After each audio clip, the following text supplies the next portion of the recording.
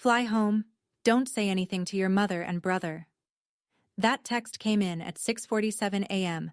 while I sat on a sunlit balcony in Hilton Head Island, watching my mother laugh for the first time in 21 years. At something my brother said. An unknown number. No name. 7 words that turned my stomach to ice. 12 hours later, I was standing in the arrivals hall of Hartford Bradley Airport. A man in a gray suit held a sign with my name. Next to him, 2 police officers. And what they showed me in that conference room. I don't remember hitting the floor. I just remember waking up to fluorescent lights and a paramedic asking me to count backward from 10. That was 4 months ago. I still don't sleep through the night. But I need to tell you everything. Because what my family did, and what I did about it, changed who I am forever. Before I go on, please take a moment to like and subscribe. But only if you genuinely connect with this story. And I'd love to know, where are you watching from right now?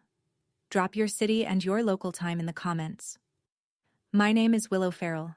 I'm 32 years old, and this is the story of how my own mother and brother tried to destroy me, and how the truth saved my life. Now let me take you back to a rainy November night in Glastonbury, Connecticut, the night I stopped being someone's daughter. I was 11 years old. It was a Tuesday, November 14th.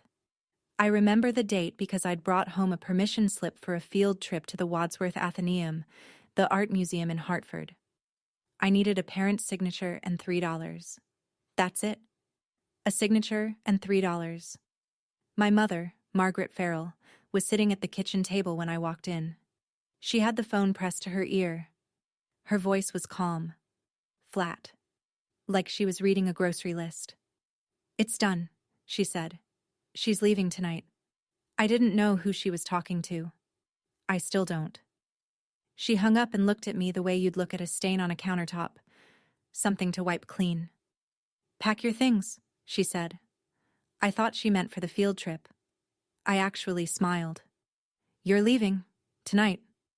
My brother Dean stood at the top of the stairs. He was 14. He watched the whole thing. Didn't say a word. Didn't move. Just leaned on the railing like he was watching a show that didn't concern him. My mother opened the front door. Rain was hammering the porch.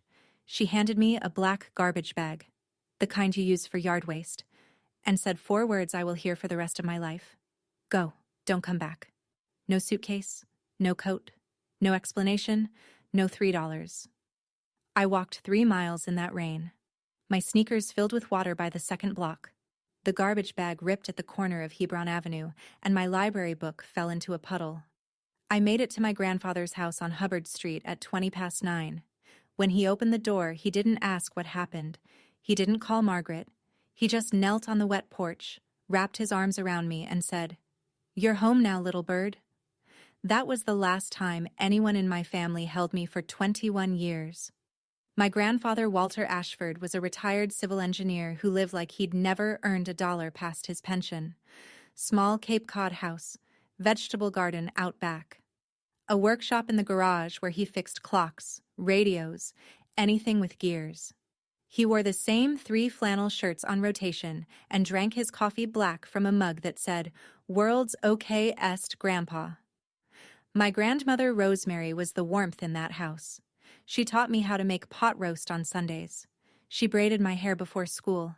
She read to me every night, even when I was 12 and probably too old for it. I never stopped her.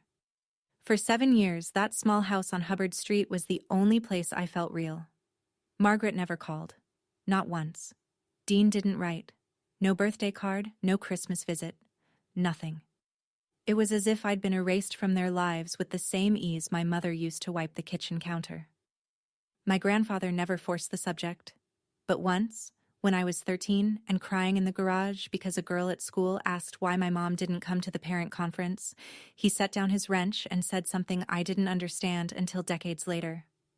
"Someday you'll understand why I'm saving the best for you. Not now, but someday." I noticed things. Small things. A man in a gray suit who visited my grandfather every few months. They'd sit in the study with the door closed. I'd hear low voices but never full sentences. When I asked who the man was, Grandpa said, An old friend helping with paperwork. I didn't push. I was just grateful to have a home. My grandmother Rosemary passed when I was 16. A stroke, quick and merciful. And the house on Hubbard Street got a little quieter, a little colder. But my grandfather kept going. For me, I think. He drove me to campus tours. He proofread my college essays. He kept a locked oak box on the top shelf of his closet that he never opened in front of me. I asked him once what was inside. He smiled and said, "Your future." My grandfather died in his sleep 3 weeks before I started college. I found him on a Saturday morning, still in his flannel, one hand resting on a book about covered bridges. He looked peaceful. He looked done. The funeral was small. 6 neighbors, the pastor from the Methodist church on Main Street, a woman who ran the hardware store where Grandpa bought his nails, and then Margaret walked in. I hadn't seen my mother in 7 years. She wore black from head to toe. A silver cross hung from her neck. She moved through the church like a widow in a movie, touching pews, dabbing her eyes with a tissue, whispering, "Thank you," to strangers who offered condolences. She never looked at me. Not once. But Dean did. He walked right up to where I was sitting in the front pew, leaned down, and said something so quietly that only I could hear it. "Grandpa left everything to Mom. There's nothing for you." Then he smiled. A quick one. The kind that vanishes before anyone else sees it. After the service, a man approached me in the parking lot. Gray suit. I recognized him. The man who used to visit Grandpa's study. "Miss Farrell," he said. "My name is Thomas Mercer. I was your grandfather's attorney for 30 years. He held out a cream-colored envelope, sealed with wax. Old-fashioned, deliberate. "Your grandfather asked me to give you this when the time is right." He paused. "The time isn't now, but keep my card." I took the card. I took the envelope. I put both in my wallet and didn't touch them again. I rode the bus back to my dorm alone that night. No family left, no safety net. 18 years old with a sealed envelope I was too afraid to open, and a business card from a man in a gray suit who said, "The time isn't now." I didn't know that those 2 pieces of paper would save my life 14 years later. I paid for college the way a lot of people do. Scholarships, part-time jobs, and ramen noodles 5 nights a week. I studied computer science at UConn, graduated with honors, and moved to San Francisco with $600 and a carry-on suitcase. I didn't call it ambition back then. I called it not having a choice. By 24, I was working 80-hour weeks at a startup in Soma, writing code for an app I didn't believe in, eating lunch at my desk, and sleeping in a studio apartment the size of a parking space. Nobody in my family knew where I was. Nobody asked. But something was growing. Not resentment. Purpose. I kept thinking about the kids I'd met in college who'd aged out of foster care with nothing. No family. No guidance. No one to call when the landlord raised the rent or the car broke down or the loneliness got so heavy it pressed on their chest like concrete. I knew that feeling. I'd lived it. At 27, I built Hearthline. It was a simple platform. Match kids aging out of the system with volunteer mentors who'd show up. Not charity. Presence. Someone to answer the phone. By 30, a venture fund believed in it enough to invest. The company was valued at $47 million. On paper, I was wealthy. In practice, I was still the girl in sneakers walking 3 miles in the rain. My only real friend was Grace Kimball, a nurse I'd met at the UConn Library freshman year. She was from Brockton, Massachusetts. Direct, stubborn. The kind of person who'd tell you your haircut was terrible before asking how your day went. Grace knew everything about my past, and she had one rule about my family. "If they ever come back," she told me once over Thai food in the Mission, "it's not because they miss you, it's because they need something." I believed her. Mostly. But there's a difference between believing something in your head and believing it in the part of you that still keeps a garbage bag in the back of your closet, just in case. One night, years later, I found a line buried in my UConn financial aid records. Part of my scholarship had been funded by an anonymous educational trust. No name, no trail, just a deposit every semester like clockwork. I couldn't trace it. But I had a feeling I already knew. The call came on a Wednesday, 9:14 p.m. Pacific Time. I was on my couch in San Francisco, half watching a documentary about bridge engineering, a habit I'd inherited from Grandpa, when my phone lit up with a Connecticut area code. I almost didn't answer. I wish I hadn't. Willow? The voice was older, shakier, but unmistakable. It's your mother. Silence. Mine, not hers. I know I don't deserve this call. She told me she'd been diagnosed with early-stage cancer. She said she'd been going to church every week. She said she'd changed. She said the word sorry 4 times in 2 minutes, and each time it sounded more rehearsed than the last. Then she said the thing that cracked me open. I want us to be together. All of us. Before it's too late. A vacation. Hilton Head Island. As a family. She paused. Dean wants to apologize too. I said no. She cried. I hung up and called Grace. Cancer card? Grace said. Classic manipulation. Don't go. I didn't sleep for 3 nights. I stared at the ceiling and argued with myself the way only someone who's been abandoned can argue. Half logic, half that desperate little voice that still whispers, maybe this time will be different. On the 3rd night, I picked up the framed photo on my nightstand. Me and Grandpa, sitting on his porch, the summer I was 15. He was smiling like he knew something I didn't. He'd want me to try. I was sure of it. I called Margaret back. I'll come. 3 days. Not 5. I'm booking my own flight and my own room. She agreed to everything instantly. No pushback? No negotiation. That should have been my first warning. 20 minutes later, a text from an unknown number. Be careful. 2 words. No name. I thought it was spam. I deleted it. That was my second warning. And I missed it completely. Hilton Head in late September is the kind of beautiful that feels borrowed, like it can't possibly last. Spanish moss, salt air, sunset light that makes everything look like a painting someone forgot to sign.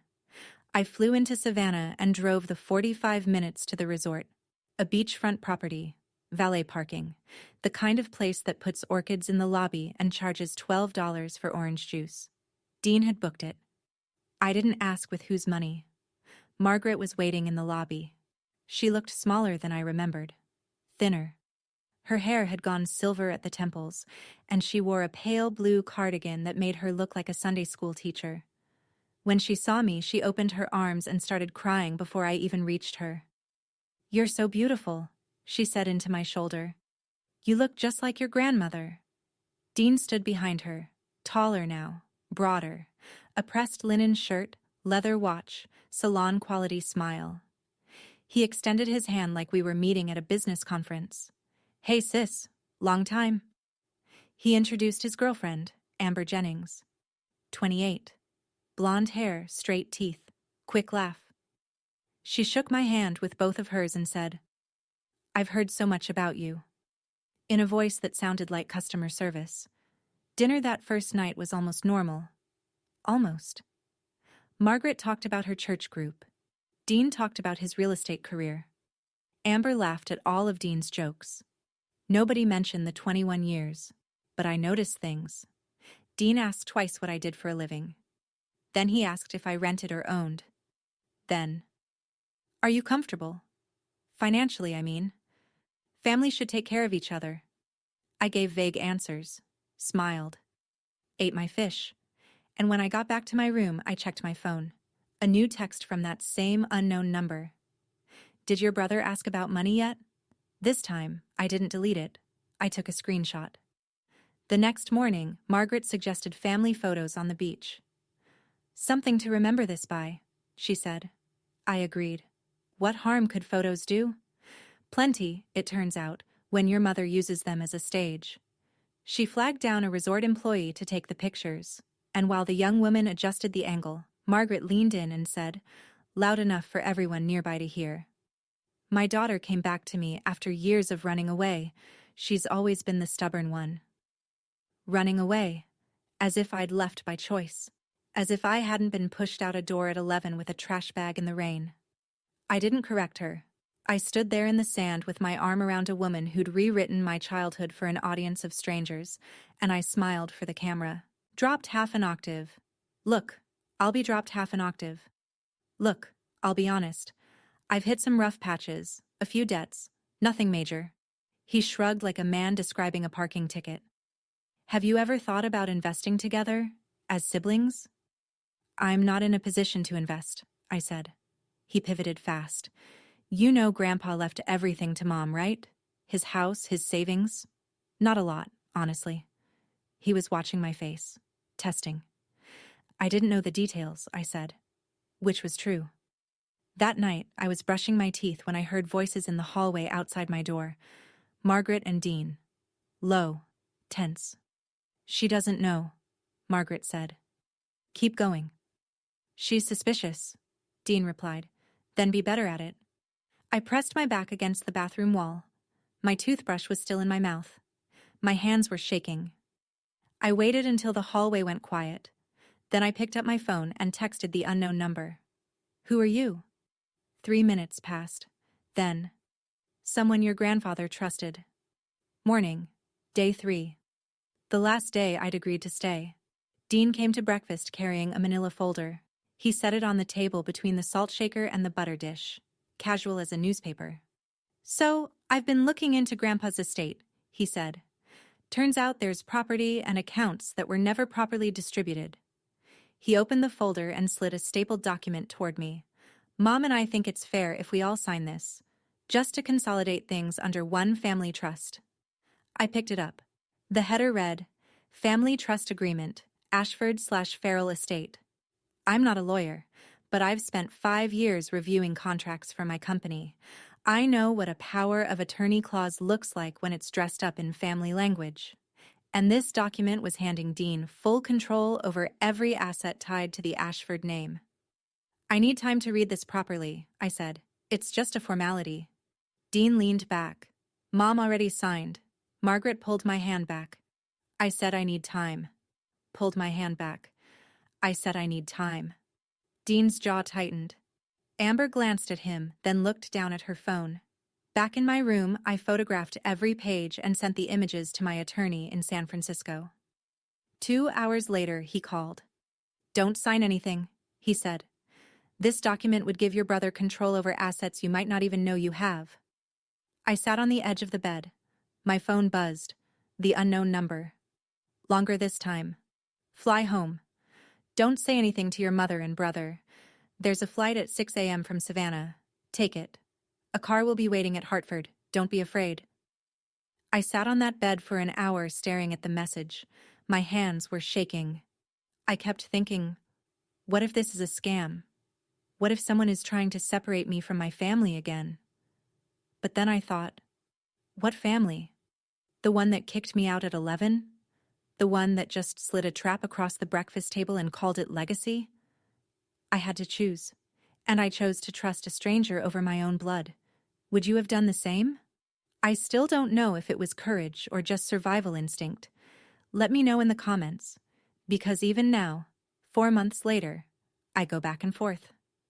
I set my alarm for 4:30 a.m. and didn't sleep at all. 4:30 a.m. Still dark. The resort hallway smelled like chlorine and hibiscus. I grabbed my carry-on. I never unpack fully in places I might need to leave, and took the service stairs to the ground floor. No checkout. No note. I ordered an Uber from the parking lot and watched the resort shrink in the rearview mirror as we pulled onto Highway 278. The driver was a retired schoolteacher named Donna. She asked if I was heading home. I said yes. That was the truest thing I'd said in 3 days. At Savannah Hilton Head International, I checked in for the 6 a.m. flight to Hartford. The gate was half empty. A businessman, a mother with a sleeping toddler.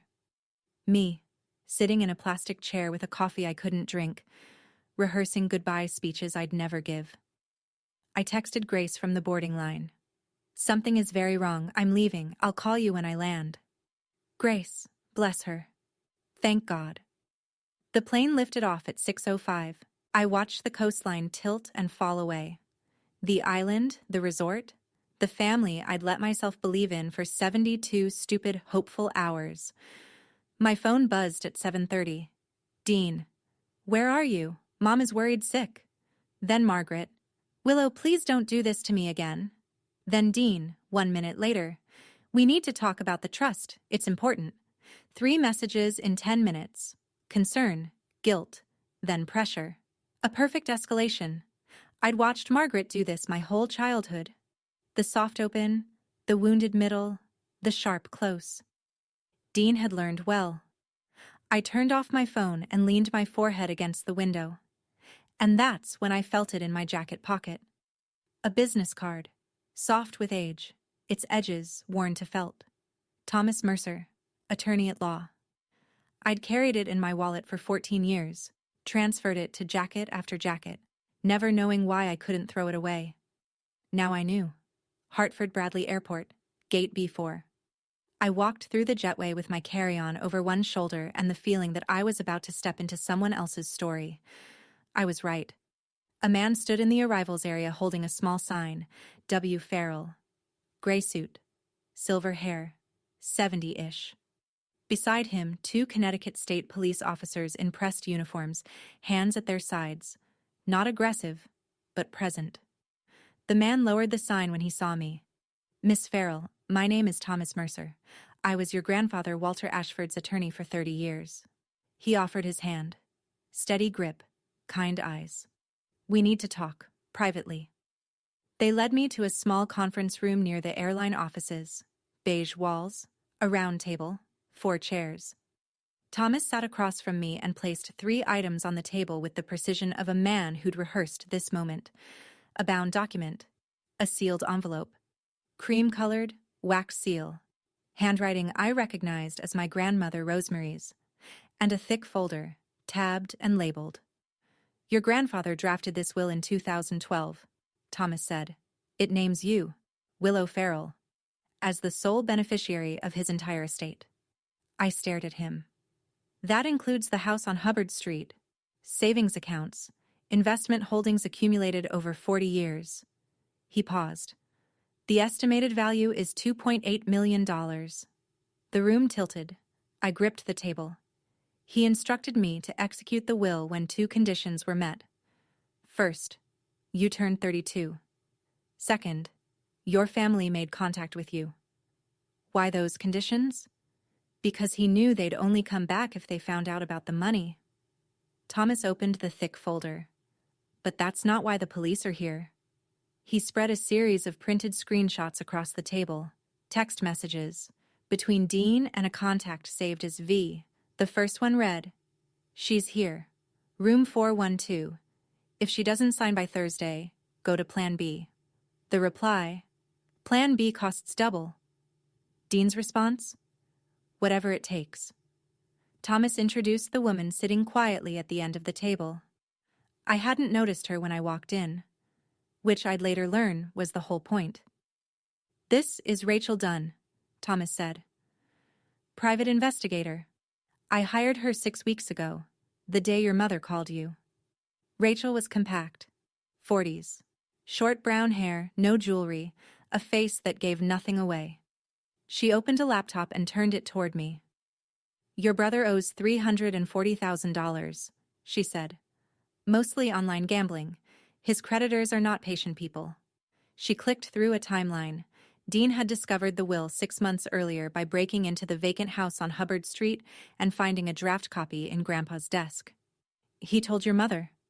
Together, they devised the vacation plan. Rachel's voice was clinical, precise. Step 1. Reconnect. Step 2. Get you to sign the family trust document, transferring control to Dean. Step 3. She pulled up a new set of messages. Dean to V, a man named Victor, with a criminal record for aggravated assault and extortion. If she doesn't sign, we go to Plan B. What's Plan B? Make it look like an accident. She doesn't know anyone here. Balcony. Pool. Whatever's clean. I read it 3 times. The words didn't change. Your brother was arranging your murder, Rachel said. Then she showed me the message I couldn't look away from. Dean, to Margaret. Time-stamped 2 days before the trip. She's not signing. We may need the backup plan. Margaret's reply. Do what you have to do. Just keep me out of it. My own mother. 8 words. No hesitation. I stood up. I said, excuse me. I walked to the restroom at the end of the hall. I locked the door. And I cried in a way I hadn't cried since I was 11, standing in the rain with a garbage bag. My whole body convulsed. The fluorescent light buzzed above me like a hive. When I came back to the table, my eyes were swollen and my voice was raw, but I was done falling apart. What do we do now?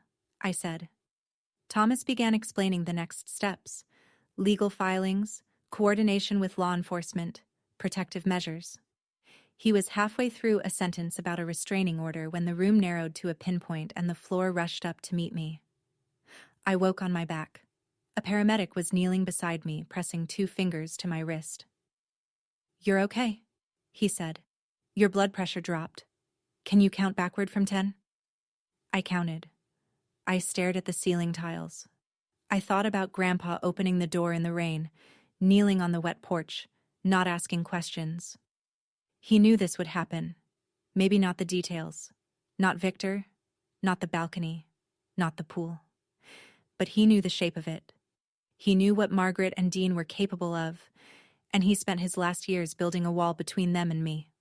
Thomas sat in the chair beside me, patient as a clock. He handed me a paper cup of water. Take your time, he said. But don't take too long. Your brother doesn't know you've left yet. I sat up, drank the water, steadied my voice. I don't want revenge, I said. I want the truth on the table. All of it. Thomas nodded like he'd been waiting for exactly those words. Then he reached into his briefcase and set down the sealed envelope. Cream-colored, wax seal, my grandmother's handwriting. The same one he'd given me at Grandpa's funeral 14 years ago.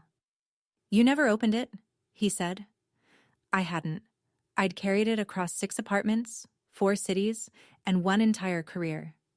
It had traveled in jacket pockets and shoeboxes and the bottom of filing cabinets. I'd touched it 100 times and never broken the seal. Open it when you're ready, Thomas said. Your grandmother Rosemary wrote it the week before she passed. I slipped the envelope into my bag. Not yet, but soon. First, I had a brother to stop. Thomas arranged a room at a hotel in Hartford. Quiet, clean, away from anything with the name Farrell attached to it. Grace flew in from Boston that same night. She walked through the door, dropped her bag, and wrapped her arms around me without a word. Then she said what Grace always says. I told you not to go. I know. I leaned into her shoulder. But if I didn't go, they would have found me eventually. She didn't argue. She knew I was right. While Grace ordered room service, I couldn't eat. The machinery of consequences was grinding forward 2 states away. Connecticut State Police had coordinated with law enforcement in South Carolina. The plan was clean. Arrest Victor first at Hilton Head, then take Dean the following morning back in Glastonbury. I sat on the hotel bed while Grace dozed in the armchair. Midnight. The city hummed outside the window. I pulled the envelope from my bag. The wax cracked like a whisper. Inside, 1 sheet of stationery, pale yellow, and a photograph. Rosemary's handwriting was careful, deliberate, the kind of penmanship they taught in schools that don't exist anymore. My dearest Willow, if you're reading this, it means your grandfather is gone and I'm gone, and someone is trying to take what's yours. I'm sorry I couldn't protect you while I was alive, but I want you to know, you were never the problem. Your mother was broken long before you were born, and she broke you instead of fixing herself. You deserve the world, little bird. Build your own nest. Grandma R. The photograph. Me at 5 years old, sitting on Rosemary's lap, both of us laughing at something outside the frame.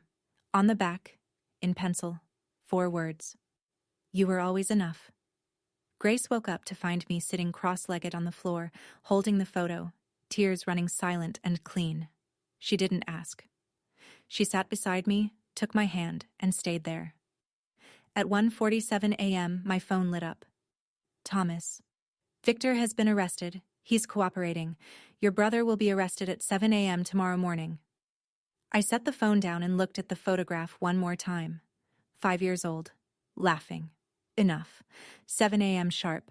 2 unmarked cars pulled up to Margaret's house in Glastonbury. Dean was at the kitchen table eating cereal when they knocked. He answered the door in sweatpants. The officers read him his rights while Margaret screamed from the porch in a bathrobe, clutching the railing like the house was sinking. I know these details because Rachel Dunn sent me a brief report that afternoon. Clean. Factual. No editorializing. That was Rachel's way.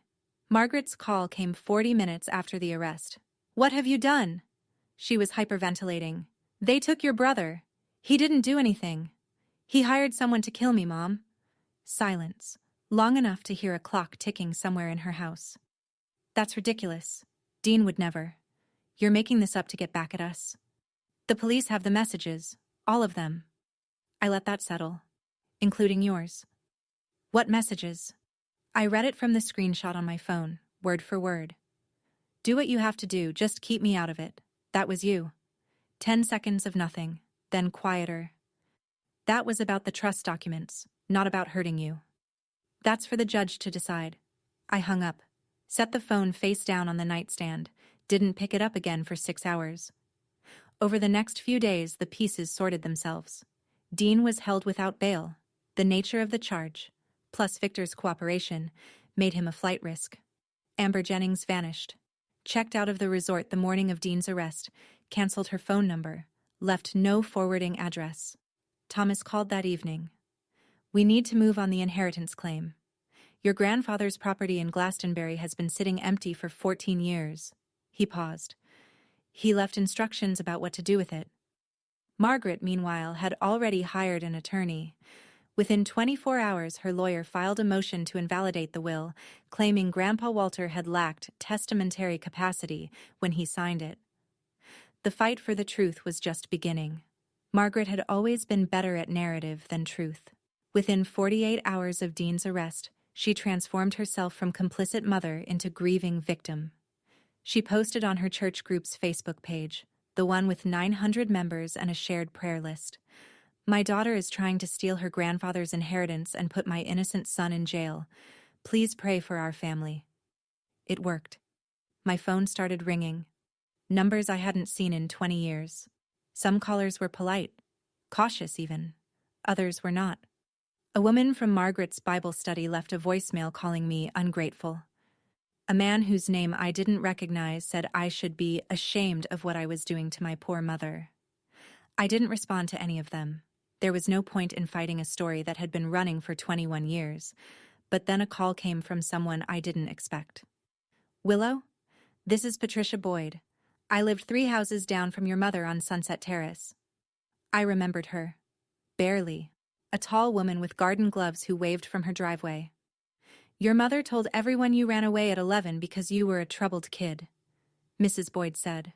Her voice was steady but thin. "I believed her for 20 years. She paused. "But last week I saw the police report." "What police report?" "The night you left. A neighbor, me, actually, called the police because I saw a child walking alone in the rain carrying a garbage bag. An officer went to your mother's house. She told him you'd gone to stay with relatives voluntarily. They closed the case." A police report. Filed the night I was thrown out. Margaret had lied to the officer's face and the case had simply disappeared. I didn't know about any of it. "I'm calling because I owe you an apology," Mrs. Boyd said. I should have followed up. I should have looked harder. I didn't. Thomas later confirmed. Grandpa Walter had kept a copy of that police report. It was in the file alongside the will. He'd known about it from the beginning. And then Thomas told me something that broke me open all over again. "Your grandfather tried to get legal custody of you, multiple times. Margaret threatened to accuse him of abuse if he didn't back off. He chose to protect you from the shadows instead. My grandfather had fought for me, and my mother had used a lie like a loaded gun to stop him. I didn't fight back on social media. I didn't post a rebuttal. I didn't call Margaret's church friends to plead my case.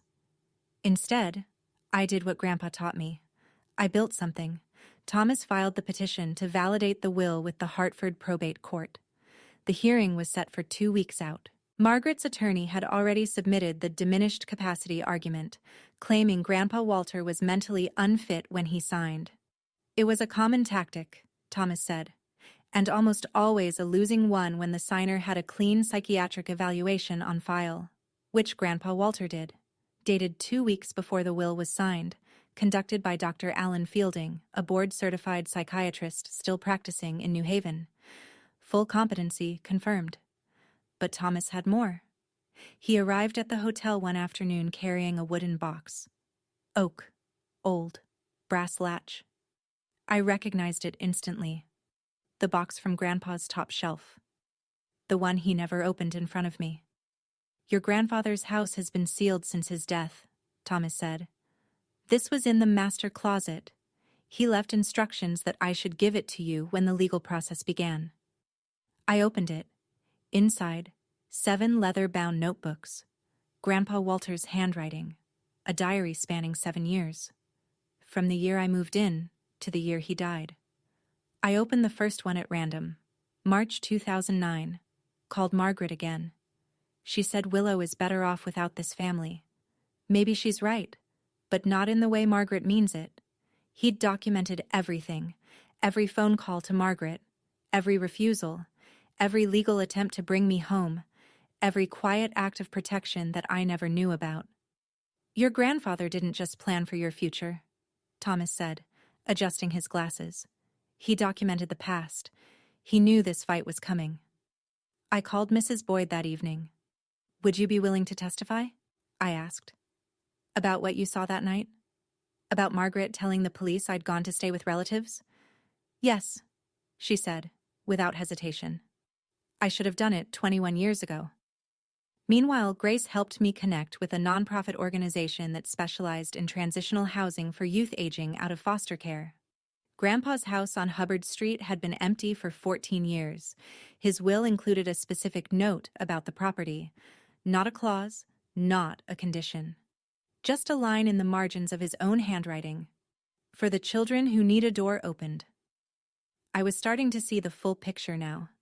My grandfather hadn't just saved me. He'd designed a blueprint for what came next. He just didn't live long enough to hand me the key himself. 3 days before the hearing, Dean's defense attorney reached out to Thomas with an offer.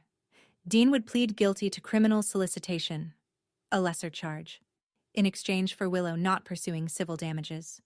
Thomas relayed the message over the phone. I don't want his money, I said. I want him to face what he did. That same afternoon, Margaret called. Not crying this time. No church voice.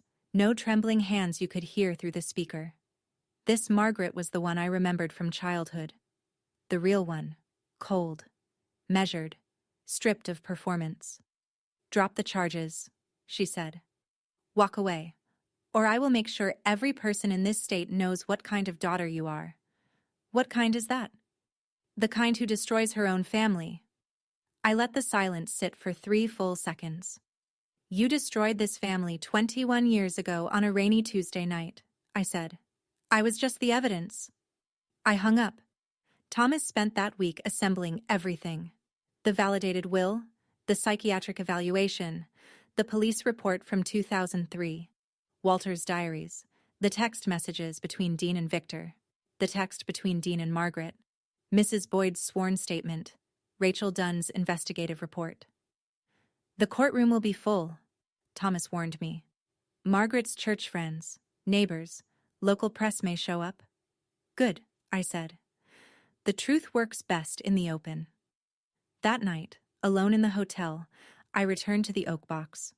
I'd read most of the diaries, but at the very bottom, beneath the last notebook, I found something I hadn't noticed before. A savings book, a college education fund. The name on the account, Willow Farrell. Opened the day I was born. The final entry was a deposit dated 3 months before Grandpa died, and on the last page, in his careful engineer's handwriting, for the nest you'll build yourself. Sitting there, holding that savings book with my name on it, a name my grandfather wrote on the day I was born, I realized something. He never forgot me. not for a single day. Even when I thought I was completely alone in the world, someone was quietly building a floor beneath me so I wouldn't fall through. I wonder, have you ever discovered, years later, that someone loved you in silence? That the luck you thought you had was actually someone's careful, invisible plan to keep you safe? If you have, I'd love to hear about it in the comments. I think we don't say these things often enough. I closed the box, set my alarm, and laid out my clothes for court. Tomorrow, the truth would have a room full of witnesses. Hartford Probate Court, Courtroom 3B, 9:15 on a Tuesday morning. The room was full. Margaret's church friends filled one side, a cluster of women in modest blouses, clutching purses, whispering. On the other side, Mrs. Boyd in a navy dress. Grace, steady as a wall. 2 reporters from the Hartford Courant with notebooks open, a sketch artist. And scattered throughout, neighbors from Glastonbury who'd come because small towns run on stories, and this was the biggest one in decades. Margaret sat at the respondents' table. Black dress, silver cross, a tissue balled in her right hand. Her attorney, a slender man with rimless glasses, shuffled papers with a confidence that would dissolve within the hour. The hearing opened. Margaret's lawyer presented the diminished capacity claim. He described Walter Ashford as elderly, isolated, possibly influenced by his attorney. He said the word confused 3 times. Thomas stood. He placed the psychiatric evaluation on the judge's bench. Signed, dated, unambiguous. Full cognitive competency, confirmed by Dr. Alan Fielding, 2 weeks before the will was executed. Then he opened the diary. He read aloud the entry from November 14th, 2003.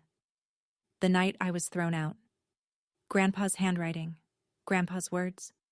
Margaret called at 9 p.m., said she put Willow out. The child walked 3 miles in the rain to my door. She was 11. She was shaking. I called Margaret back. She said, "Keep her. I don't want her." The courtroom went quiet. Not church quiet. Grave quiet. Margaret shot to her feet. "That's a lie. He made that up." "Sit down, ma'am," the judge said. Thomas called Mrs. Boyd to the stand. She walked slowly, hands folded. She described the night, the rain, the child, the garbage bag, the 911 call. She described the officer going to Margaret's house. She described what Margaret told him. She said her daughter had gone to stay with family, Mrs. Boyd said, voluntarily. She looked directly at Margaret. That was a lie. I watched that little girl walk down the street soaking wet. There was nothing voluntary about it. One of the church women in the back set down her purse and didn't pick it up again. During the 15-minute recess, Margaret crossed the aisle and grabbed my wrist. Her grip was tight. Her eyes were dry now. No performance left. "You're killing me," she whispered. "Is that what you want?" I looked down at her hand on my arm. I removed it, gently, finger by finger, and met her eyes. "No, I just want the truth to have a voice." The judge returned. The room rearranged itself into silence. Thomas presented the final pieces, the psychiatric evaluation. The 2 signing witnesses, Dr. Alan Fielding and Martha Bowen, the town librarian. Both still alive, both prepared to confirm. The 20-year chain of custody that Thomas had maintained on every document. Clean, unbroken, airtight. The judge reviewed the file for 8 minutes that felt like 80. Then he spoke. "The court finds the will of Walter H. Ashford to be valid and duly executed. The petitioner, Willow Farrell, is recognized as the sole designated beneficiary." Margaret's head dropped. Not dramatically, not the way she'd performed grief at the funeral. This was real. Her shoulders folded in. Her attorney put his hand on her arm, and she shook it off. No one from the church pews moved to comfort her. Thomas wasn't finished. He informed the court that evidence pertaining to a related criminal matter, the conspiracy involving Dean Farrell, was being entered into the public record and forwarded to the criminal division. He presented the text messages, all of them. Dean to Victor. "Make it look natural. She doesn't know anyone here." Victor to Dean. "Plan B costs double." Dean to Margaret. "She's not signing. We may need the backup plan. And Margaret, in 8 words that echoed through that courtroom like a gunshot. Do what you have to do. Just keep me out of it. The church women stared at Margaret as if she'd removed a mask they didn't know she was wearing. A reporter scribbled so fast her pen scratched audibly against her notepad. The judge noted that the criminal prosecution of Dean Farrell for criminal solicitation would proceed separately. Potential maximum sentence, 20 years. He turned to Margaret. Ma'am, the contents of your communications may be subject to further review by the state's attorney. I'd advise you to consult your counsel. Margaret didn't move. She sat perfectly still, staring at the table, as if the world had gone on without her and she was just now noticing. I stood up, walked past her, didn't look down. You've won, she said to my back. Quiet, stripped. Happy now? I stopped. Didn't turn around. This was never about winning. I kept walking. Outside the courthouse, the September sun was almost offensive in its brightness. The world hadn't stopped. Traffic hummed. A man across the street was eating a hot dog. A reporter from the Current approached me on the steps. She was young, late 20s, ponytail, a recorder in her hand. Ms. Farrell, do you have a comment? I'd been thinking about this moment since the night I opened Rosemary's letter. Not rehearsing. Deciding. What does a person say when the worst of her life becomes public record? She says what matters next. My grandfather Walter Ashford spent his life building things, I said. He built houses. He built futures. And even after he was gone, he built mine. The reporter waited. His home in Glastonbury has been empty for 14 years. I'm turning it into a transitional home for young people aging out of foster care. It's what he wanted. He wrote it down. What will it be called? Ashford Nest. I paused, because my grandmother once told me, build your own nest. Behind me, I heard Mrs. Boyd make a sound, a small intake of breath that turned into a sob she caught with her hand. The reporter asked the question I knew was coming. What about your mother? That's a private matter. Do you forgive her? 3 seconds of silence. I let them pass. Forgiveness is a process, I said. But boundaries are a decision. I've made mine. Grace stood a few feet behind me, arms crossed, smiling the way Grace smiles, more with her jaw than her mouth. She nodded once. Thomas shook my hand on the bottom step. Your grandfather would be proud. I know, I said. As the reporter walked away, Mrs. Boyd touched my arm. I want to volunteer at Ashford Nest, she said. Her eyes were red. I owe you 21 years. Then she added quietly, there are 3 other neighbors who saw things back then. We were all too scared of your mother to speak up. She straightened her shoulders. Not anymore. 1 week after the hearing, Margaret requested a meeting. She went through Thomas.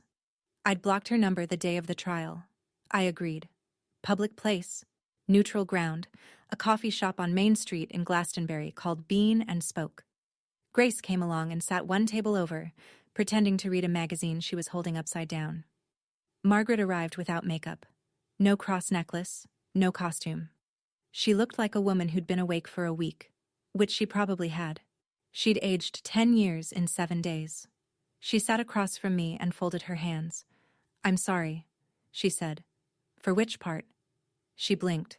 For all of it. That's not specific enough for me to accept. Margaret started to cry.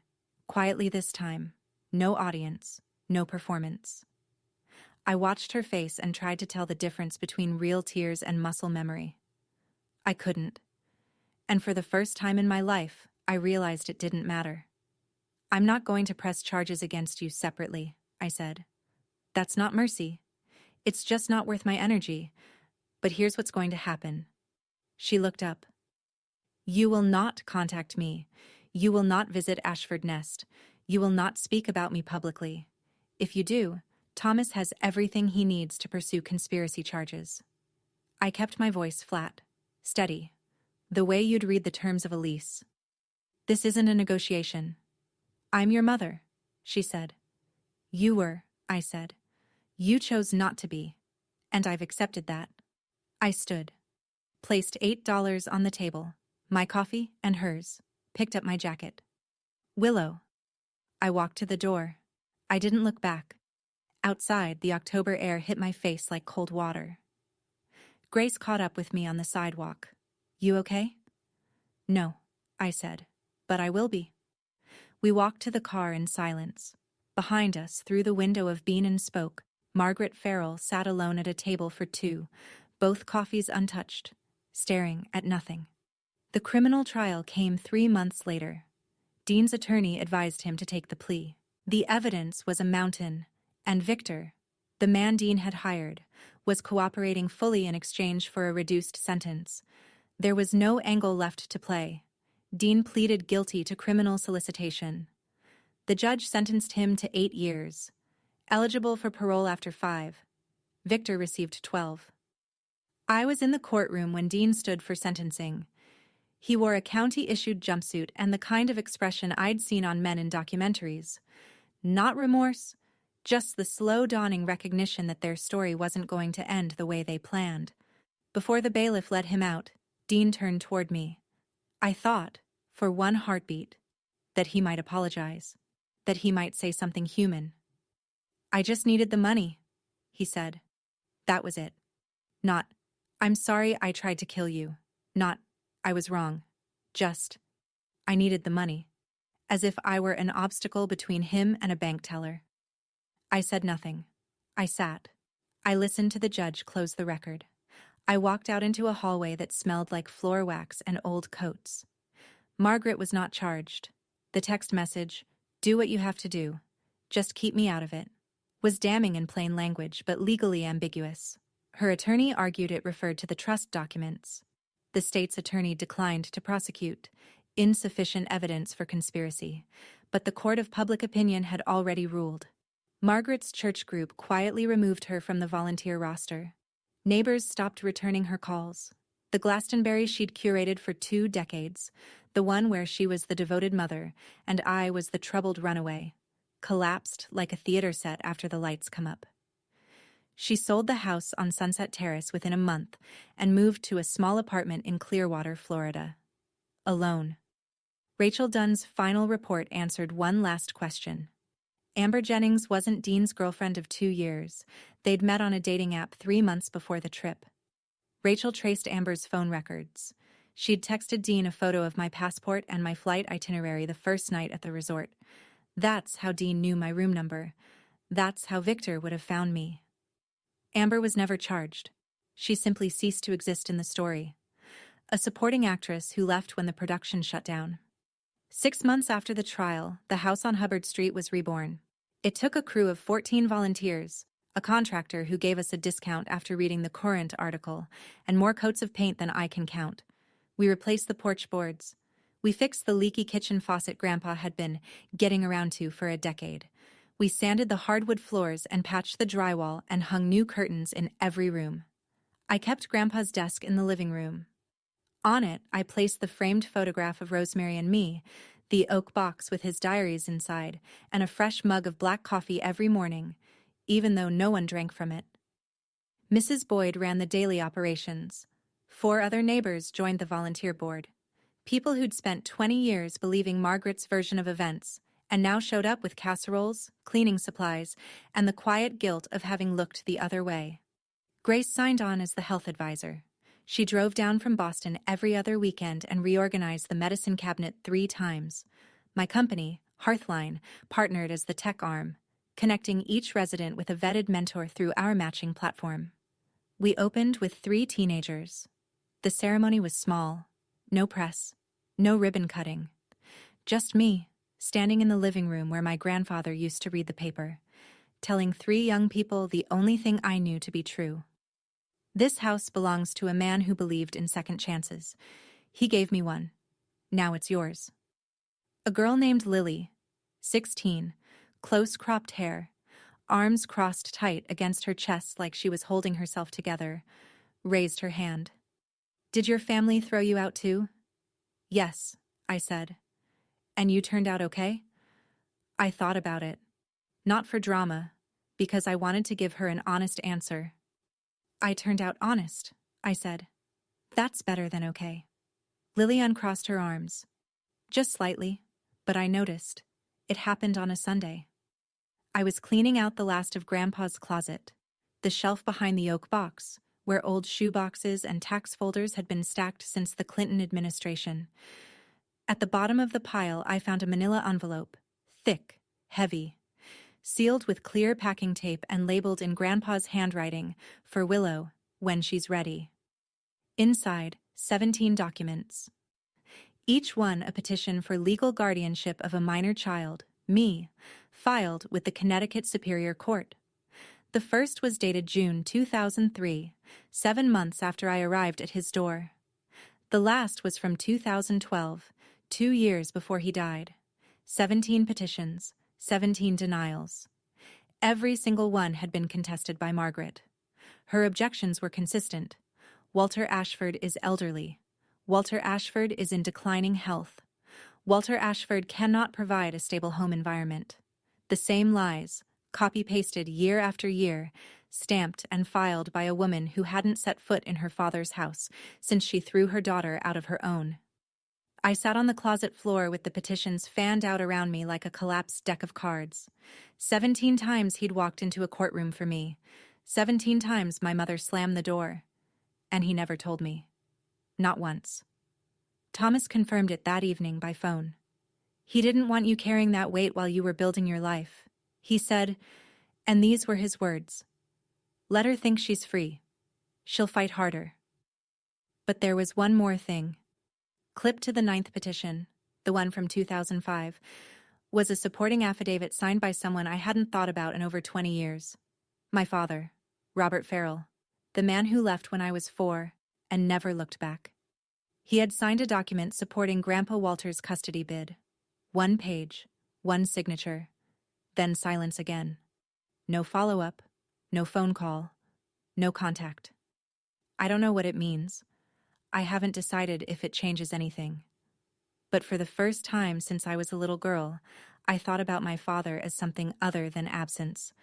I found a letter beneath the petitions, the last one Grandpa ever wrote to me, undated, unsigned, as if he'd started it, put down the pen, and never picked it up again. I failed you 17 times in court, but I will not fail you in my final act. Everything I have is yours. Use it to build what I couldn't, a home no one can take from you. I pressed the letter against my chest, closed my eyes, and let myself cry for the last time in this story. 3 months after Ashford Nest opened, Mrs. Boyd called me on a Wednesday afternoon. "Your mother is outside," she said. "She's just standing on the sidewalk, across the street, looking at the house." I walked out the front door. Margaret was on the opposite curb, wearing a beige coat and flat shoes. No makeup, no cross. She looked like a woman returning to a place that had moved on without her, which is exactly what she was.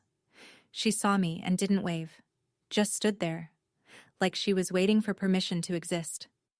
"He gave it to you," she said. "The whole house. He gave it to the children who need it. I grew up in that house, and I was thrown out of yours. I stayed on my side of the street. She stayed on hers. We both have memories. The difference is what we do with them." Wind pushed a crumple of dry leaves between us. Somewhere inside, I could hear Lily helping a new resident find the bathroom. "Can I come in?" Margaret said. "Just once." I stood still for 5 seconds. I thought about the rain, the garbage bag, the phone call. Keep her. I don't want her. The 17 petitions, the text to Dean. I thought about all the rooms in my life that Margaret had either locked me out of or tried to break into. "No," I said. "This is their safe space, not yours." She nodded. Not dramatically, not with tears. Just a small, tired movement of her head, the kind you make when the doctor gives you the result you already expected. She turned and walked down Hubbard Street. Slowly, hands in her pockets. She didn't look back. I watched until she turned the corner and disappeared. Lily appeared behind me in the doorway. "Who was that?" I looked at the empty sidewalk where my mother had been. "Someone who lost something she can't get back." I stepped inside and closed the door. 1 year later, and the house on Hubbard Street is never quiet. There's always someone microwaving leftovers at odd hours, someone playing music too loud in the upstairs bedroom, someone sitting at the kitchen table with a textbook open and a look on their face that says, I might actually pull this off. It's not tidy. It's not cinematic. It's the kind of beautiful that comes with scuff marks on the baseboards and a chore wheel that nobody follows perfectly. 14 teens have passed through Ashford Nest. 6 have moved into their own apartments. 2 are in community college. 1 got a full scholarship to Central Connecticut State. The others are still here, still figuring it out, still learning that a safe place doesn't mean a perfect place. Hearthline crossed 3,000 mentor matches last quarter. I split my time between San Francisco and Glastonbury. 2 coasts, 2 lives, 1 purpose. I started therapy in the spring. I know, the woman who built a $47 million company from a dorm room couldn't figure out she needed a therapist. But I'd spent 20 years treating resilience like a replacement for healing. My therapist, a calm woman named Dr. Tran who drinks herbal tea and never lets me deflect, helped me understand that surviving isn't the same as being okay. Being strong doesn't mean being unbroken, she said during our 3rd session. It means healing out loud. I'm working on that. Grace visits Glastonbury every other weekend now. We cook in Grandpa's kitchen using Rosemary's recipes, her pot roast, her cornbread, her peach cobbler that never turns out right but tastes like home anyway. I hung a new photo on the refrigerator. Not Margaret, not Dean. It's me, Grace, Mrs. Boyd, Thomas, Lily, and the Ashford Nest kids, crowded together on the front porch, everyone mid-laugh. It's the kind of family photo nobody planned. It's my favorite thing I own. Thomas called on a Tuesday. I have something for you. Can you come by the office? He'd never asked me to come in person before. Everything since the trial had been phone calls and e-signatures. So I drove to his office in downtown Hartford. A 2nd-floor walk-up above a sandwich shop, which felt exactly right for a man who'd spent 30 years keeping his promises without needing a corner office to do it. He was standing by the window when I walked in. On his desk, a single envelope, cream-colored. No wax seal this time. Just my name in Grandpa's handwriting, slightly more unsteady than the last letter I'd read. Your grandfather left one final letter, Thomas said. He gave strict instructions. Deliver it exactly 1 year after the will was confirmed in court. He paused. Today is that day. I sat down. I opened it. Dear little bird, if Thomas gave you this letter, it means you survived. I knew you would. I'm sorry I couldn't be there to see it. I'm sorry I couldn't fight louder. But I hope you know. Every day you lived on your own, you proved that love isn't about blood. It's about choice. You chose to keep going. You chose to be kind when the world gave you every reason not to be. You chose to build instead of burn. I'm leaving you everything not because you need it, but because you'll use it right. Don't be angry at your mother forever. She's carrying a weight I couldn't lift for her. But don't let her carry it into your house either. Build your nest. Fill it with people who choose you back. I chose you. Every single day. Grandpa Walter. I folded the letter along its creases, placed it in my jacket pocket against my chest. Thank you, I said, for everything. Thomas took off his glasses, cleaned them with his tie, cleared his throat. It was the honor of my career, Willow. We shook hands. I held on a beat longer than usual. He let me. I walked down the stairs, past the sandwich shop, into the afternoon light, carrying a letter from a man who'd chosen me every single day, even the days I didn't know I needed choosing. That evening, Ashford Nest. Dinner was spaghetti. Overcooked, underseasoned, made by a 17-year-old named Marcus who swore he followed the recipe. Nobody complained. 2 kids argued about basketball. Lily stole garlic bread off someone's plate. Mrs. Boyd told everyone to use napkins. After cleanup, Lily found me in the hallway with her laptop. Can you help me with my college essay? What's your topic? She shrugged, looked at the floor, then at me. The people who saved me. I sat on the bench beside her. Write about the person who saved yourself. That's a better essay. She didn't say anything for a second. Then she opened the laptop and started typing. Later, I sat on the front porch. Grandpa's porch. The same spot where he used to drink black coffee from his world's okayest grandpa mug and wave at Mrs. Boyd across the street. I looked down Hubbard Street, the same road I'd walked in the rain 21 years ago, trash bag over my shoulder, sneakers full of water. The same road Margaret had walked down 3 months ago, hands in her pockets, not looking back. The same road Grandpa had carried me in from the night I arrived at his door. The road hadn't changed, but I had. I pulled out my phone, the photo of Rosemary and me, 5 years old, laughing, always laughing. On the back, in pencil, "You were always enough."